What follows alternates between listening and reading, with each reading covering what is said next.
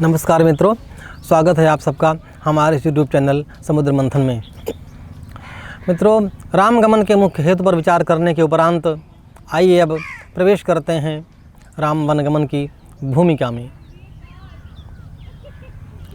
दरबार का प्रसंग है जहाँ पर महाराज दशरथ अपने सभासदों के साथ, मंत्रियों के साथ सिंहासन पर बैठे हुए हैं।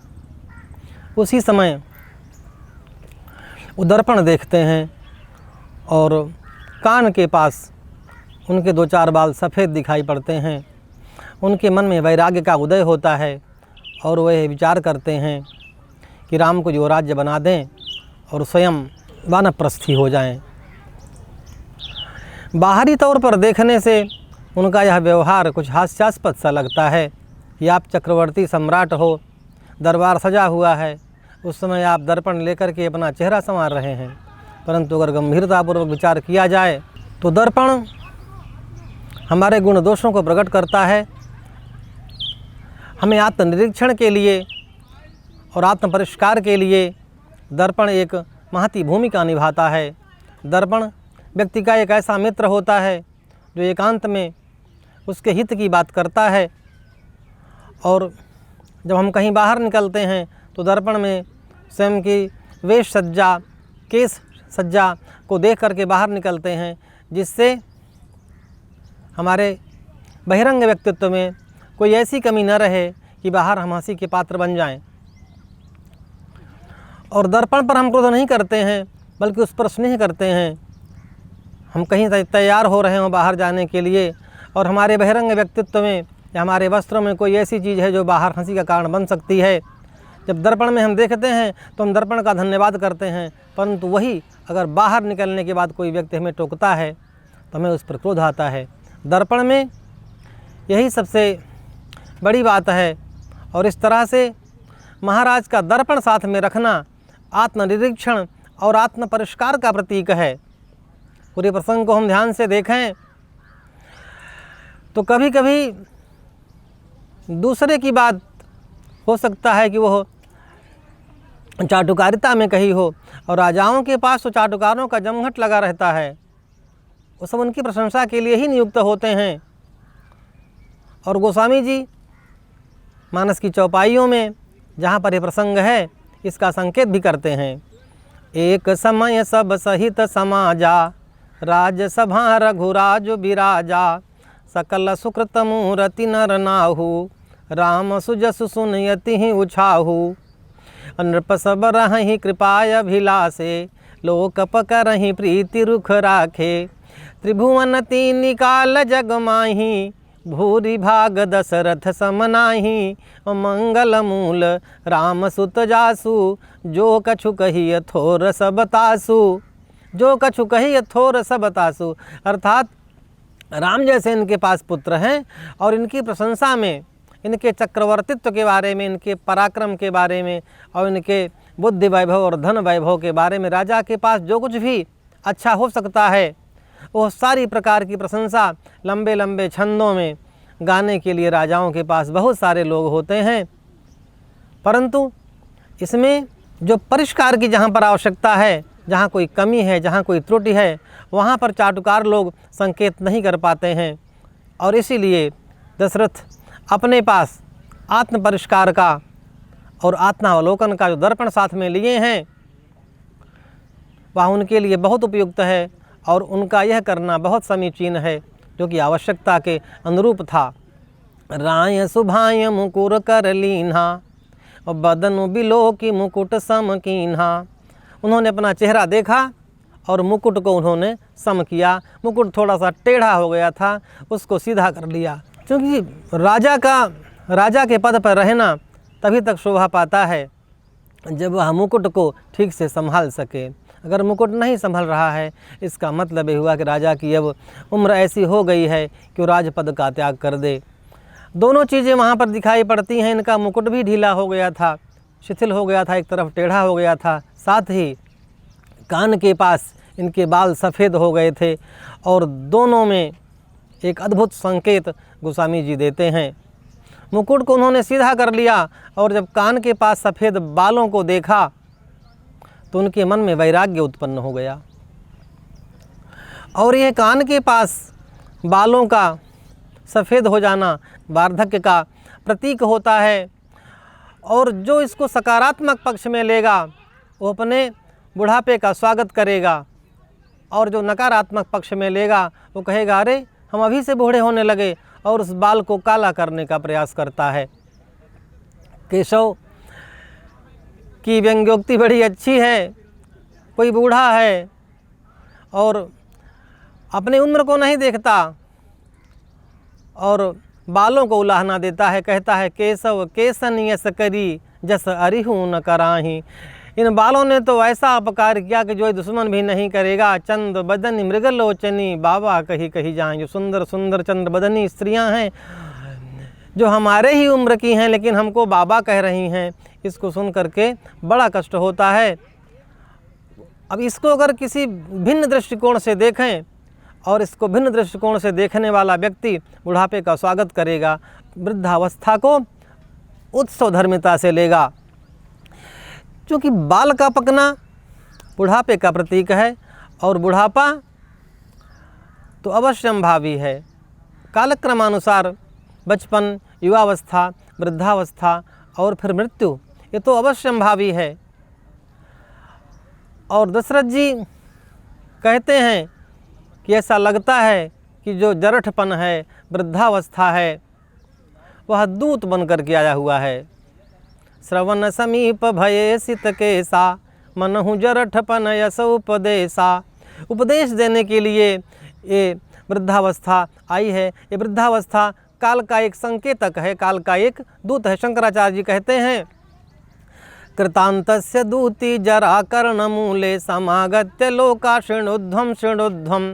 कान के पास जब पहली बाल सफ़ेद हो जाएं तो सोचिए कि जो कृतांत है, काल है, उसकी ये दूती आकर के आपके कान में धीरे से बताती है। बाहर प्रचार न हो और चुपके से आपको अच्छी सलाह हमेशा चुपके से दी जाती है, उसका शोर, उसका प्रोपेगेंडा नहीं किया जा सकता। नहीं तो व्यक्ति प्रचार करने से, विज्ञापन करने से उपहास का पात्र हो सकता है। इसलिए कान में चुपके से कहने के लिए वो काल की दूती सफ़ेद बालों के रूप में आती है और कहती है कृतांतस्य दूती जरा कर्णमूले समागत्य लोका शृणुध्वम शृणुध्वम परस्त्री परद्रव्य हिंसास्त्यजध्वम भजध्वम रमानाथ पादारविंदम। गोस्वामी जी यहाँ पर थोड़ा सा भिन्न बात कहते हैं, क्योंकि शंकराचार्य की जो काल की दूती है वह परस्त्री और परद्रव्य को त्यागने की बात करती है, परंतु गोस्वामी जी इससे आगे बढ़ कर के जो सत्व है, जो स्वयं के पास है, उसको भी त्यागने की बात करते हैं। दशरथ जी ने देखा, बालों को देख करके उन्होंने वृद्धावस्था का स्वागत किया, उसको प्रसन्नता से ग्रहण किया और अपना सिंहासन भगवान राम को देने के लिए विचार करने लगते हैं और साथ ही मुकुट को भी सीधा कर लेते हैं। यहीं पर हमें दशरथ के उज्ज्वल चरित्र और रावण के अधम चरित्र में पार्थक्य दिखाई पड़ता है। काल का यह दूत जो दशरथ के पास आया था, रावण के पास भी गया था, और दूत ही नहीं, रावण के पास तो स्वयं काल गया था। लंका कांड में गोस्वामी जी कहते हैं कि लव निमेष परमाणु जुगो बरस कल्प सरचंड। समय की सबसे छोटी इकाई लव और समय की सबसे बड़ी इकाई कल्प के बीच में बहुत सारी इकाइयाँ होती हैं और उनमें से किसी भी एक इकाई के रूप में काल कभी भी आ सकता है। प्रसंग है उस समय का जब समुद्र पर सेतु बांधने के उपरांत सारे श्रमित बंधनों को साथ में ले करके भगवान राम सुबेल पर्वत पर विश्राम कर रहे हैं। रात्रि का समय है, चंद्रमा आसमान में चमक रहा है और उसी समय लंका के ऊपरी शिखर पर बादलों की गरज और बिजली की चमक के दर्शन भगवान राम को होते हैं और शिखर ऐसा लगता था कि आसमान का चुम्बन करना चाह रहा है। भगवान राम कहते हैं विभीषण से कि लग रहा है वर्षा होने वाली है। देखो विभीषण दक्षिण आसा घन घमंड दामिनी बिलासा मधुर मधुर गरजई घन घोरा होई वृष्टि जनि उपल कठोरा। एक तरफ मधुर मधुर और एक तरफ घनघोर, इन शब्दों से ऐसा लगता है कि वहाँ पर सामान्य जो प्राकृतिक रूप बिजली का चमकना और बादल का गरजना ये वर्षा ऋतु के संकेत नहीं हैं। वहाँ पर कुछ और तिलिस्म और जादू, इंद्रजाल वहाँ पर चल रहा है, वहाँ पर कोई और ही खेल हो रहा है।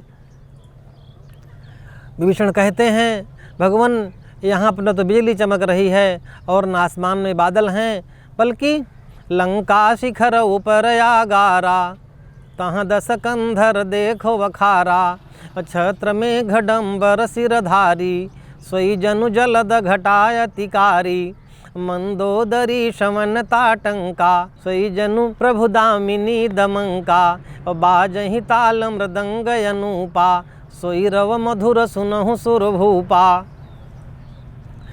गंभीरता से हम विचार करें तो आखिर जिस समय रावण ने सुना था कि समुद्र पर पुल बांध दिया गया, वो 10 मुखों से अकुला करके बोल पड़ा था, सुनत श्रवण बारिधि बंधाना, 10 मुख बोली उठाय कुलाना। अकुला गया था और कहा, अरे समुद्र को बांध लिया। लेकिन वो जानता था कि अगर मैं अकुला जाऊंगा और कहीं यह बात पूरी प्रजा में फैल गई तो सारे सैनिक बगावत कर देंगे, प्रजा हमारी भयभीत हो जाएगी और एक आतंक का माहौल बन जाएगा, फिर संगठन नहीं हो पाएगा। क्योंकि उसके सारे सैनिक भय के कारण उसके पक्ष में लड़ते थे और उसकी सुरक्षा में लगे हुए थे। वह तुरंत प्रजा में अफवाह फैलने के पहले नाच रंग का आयोजन कर देता है और दिखा देना चाहता है प्रजा को कि हमारा राजा इतना सशक्त है कि शत्रु सम्मुख होने के बावजूद वह अपने नृत्य में, नाच रंग में लगा हुआ है। सुनासीर सत सरिस सो, संतत करई विलास, परम प्रबल रिपुशीस पर, तद्यपि सोचन त्रास। भगवान राम देखते हैं और उन्हें लगता है कि यह रावण का जो नाच रंग है, ये सारा का सारा आयोजन प्रजा के रक्त और उनकी मेहनत और उसके मूक समर्थन पर आधारित है। आतंक का पर्याय बना हुआ रावण ये सारा नाच रंग का आयोजन किया हुआ है और यह तो प्रजा का शोषक निकला और इस शोषण को बंद कर देना चाहिए। और इसीलिए उन्होंने धनुष पर बाण चढ़ाया और एक ही बाण को इस तरह से छोड़ा कि छत्र मुकुट ताटंक सब हते कहीं बान, मरम न को जान सक। कोई मरम जान नहीं पाया और सब लोग वहाँ सोचते हैं कि कंपन भूमन मरुत विशेखा, अस्त्र शस्त्र कछु नयन न देखा। अस्त्र शस्त्र कुछ भी नहीं दिखाई पड़ा और मंदोदरी की जो श्रवण पालिका है वो गिर गई, रावण के मुकुट गिर गए। परंतु वह भयभीत अंदर अंदर भयभीत हुआ, लेकिन बाहर उसने प्रजा से कहा कि जिसके सिर कट कर गिरते हैं तो शुभ होते हैं, उसके मुकुट का गिरना कोई बड़ी बात नहीं है। वो कहता है कि सिरऊ गिरे संतत शुभ जाही, मुकुट परे कसयस गुण ताही, शयन करहु निज निज गृह जाहु। जाओ सब लोग सो जाओ। और इस तरह से प्रजा का ध्यान वो दूसरी ओर मोड़ देता है।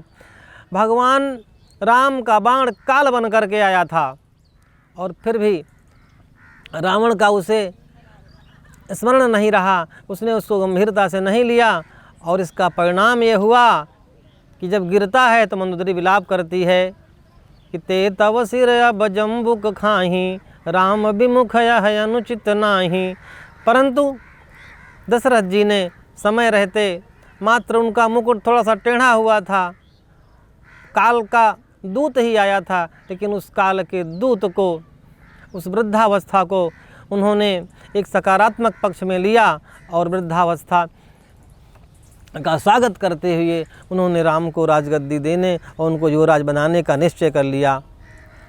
आज के इस वीडियो को देखने के लिए आपको बारंबार साधुवाद और कथा के आगे के प्रसंग को देखने के लिए हमारे चैनल को अवश्य सब्सक्राइब करें और बेल आइकन को भी दबाएं। धन्यवाद, साधुवाद।